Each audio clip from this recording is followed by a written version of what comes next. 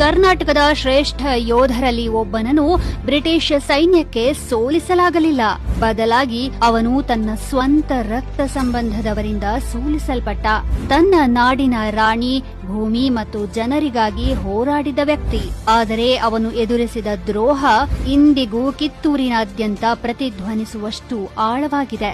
ಇದು ಕ್ರಾಂತಿವೀರ ಸಂಗೊಳ್ಳಿ ರಾಯಣ್ಣನ ಕೊನೆಯ ಕ್ಷಣಗಳ ಕಥೆ. 1820 ಹಾಗೂ 1830ರ ದಶಕದ ಕರ್ನಾಟಕ. ರಾಣಿ ಚೆನ್ನಮ್ಮಳನ್ನು ಬ್ರಿಟಿಷರು ಮೋಸಗೊಳಿಸಿ ಜೈಲಿಗೆ ಹಾಕಿದ್ದ ನಂತರ ಹೆಚ್ಚಿನವರು ಪ್ರತಿರೋಧ ಮುಗಿದಿದೆ ಎಂದೇ ಭಾವಿಸಿದ್ದರು. ಆದರೆ ಒಬ್ಬ ವ್ಯಕ್ತಿ ತಲೆಬಾಗಲು ನಿರಾಕರಿಸಿದ. ಅವನೇ ಕಿತ್ತೂರಿನ ನಿರ್ಭೀತ ಸೇನಾಧಿಪತಿ ಸಂಗೊಳ್ಳಿ ರಾಯಣ್ಣ. ನಾನು ಕಿತ್ತೂರನ್ನು ಮುಕ್ತಗೊಳಿಸುತ್ತೇನೆ ಮತ್ತು ನಾನು ಬ್ರಿಟಿಷ್ ಆಳ್ವಿಕೆಯನ್ನು ಕೊನೆಗೊಳಿಸುತ್ತೇನೆ ಎಂದು ರಾಯಣ್ಣ ಒಂದು ಗಂಭೀರ ಪ್ರತಿಜ್ಞೆ ಮಾಡಿದ್ದ. ಯುದ್ಧದಲ್ಲಿ ಕಿತ್ತೂರು ಸೋತ ಬಳಿಕ ರಾಣಿಯ ದತ್ತುಪುತ್ರ ಶಿವಲಿಂಗಪ್ಪನೊಂದಿಗೆ ಅವನು ಕಾಡಿನಲ್ಲಿ ಕಣ್ಮರೆಯಾದ. ಅಡಗಿಕೊಳ್ಳಲು ಅಲ್ಲ, ಬದಲಾಗಿ ಕ್ರಾಂತಿಯನ್ನು ಹುಟ್ಟುಹಾಕಲು. ರಾಯಣ್ಣ ಕಾಡುಗಳನ್ನು ಕೋಟೆಗಳನ್ನಾಗಿ ಮತ್ತು ರೈತರನ್ನು ಹೋರಾಟಗಾರರನ್ನಾಗಿ ಪರಿವರ್ತಿಸಿದ.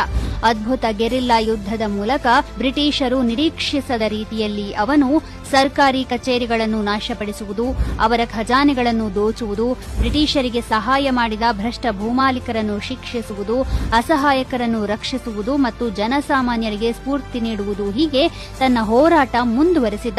ಕಿತ್ತೂರಿನ ಜನರು ಅವನನ್ನು ಬೆಂಬಲಿಸಿದ್ದಷ್ಟೇ ಅಲ್ಲ, ಅವನನ್ನು ಪೂಜಿಸುತ್ತಿದ್ದರು. ಅವರಿಗೆ ರಾಯಣ್ಣ ಬಂಡಾಯಗಾರನಾಗಿರಲಿಲ್ಲ, ಅವನು ಭರವಸೆಯ ವ್ಯಕ್ತಿಯಾಗಿದ್ದ.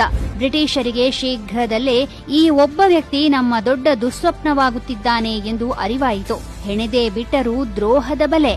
ಯುದ್ಧದಲ್ಲಿ ಅವನನ್ನು ಸೋಲಿಸಲು ಸಾಧ್ಯವಾಗದೆ ಬ್ರಿಟಿಷರು ಕುತಂತ್ರದತ್ತ ತಿರುಗಿದರು. ಅವರು ರಾಯಣ್ಣನ ಸ್ವಂತ ರಕ್ತ ಸಂಬಂಧಿ ಲಕ್ಷ್ಮಣನನ್ನು ಸಂಪರ್ಕಿಸಿದರು. ದುರಾಸೆ ಮತ್ತು ಭಯ ಅವನ ನಿಷ್ಠೆಯನ್ನು ಆವರಿಸಿತು.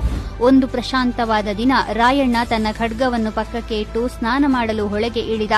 ಆಗಲೇ ಎಲ್ಲಾ ದಿಕ್ಕುಗಳಿಂದಲೂ ಬ್ರಿಟಿಷ್ ಪಡೆಗಳು ಹೊರಬಂದವು.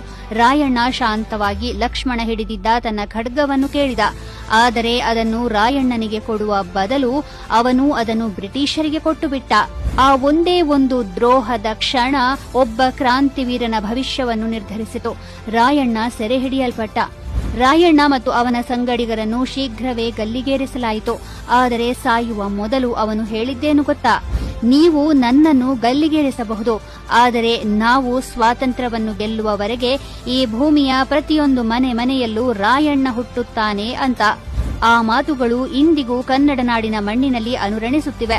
ಇವನು ನಮ್ಮ ನಾಯಕ, ನಮ್ಮ ಕ್ರಾಂತಿವೀರ, ನಮ್ಮ ಸಂಗೊಳ್ಳಿ ರಾಯಣ್ಣ.